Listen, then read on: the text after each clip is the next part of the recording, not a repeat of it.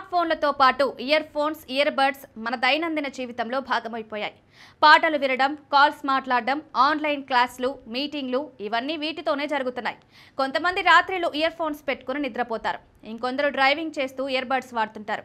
కానీ వీటిని శుభ్రం చేయకుండా ఎక్కువ కాలం ఉపయోగిస్తే చెవి ఆరోగ్యానికి తీవ్రమైన సమస్యలు వస్తాయని వైద్యులు హెచ్చరిస్తున్నారు.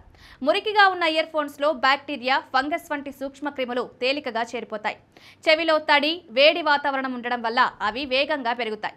ఈ క్రిములు చెవిలోకి చేరితే ఇన్ఫెక్షన్లు రావడం, దురద, ఎరుపు, మంట, వినికిడి సమస్యలు కలగడం సాధారణమే.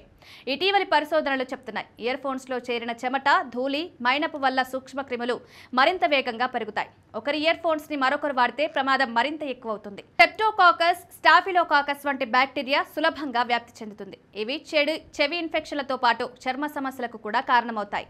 ఈ సమస్యల నుండి దూరంగా ఉండాలంటే ఇయర్ ఫోన్స్ ని తరచుగా శుభ్రం చేయాలి.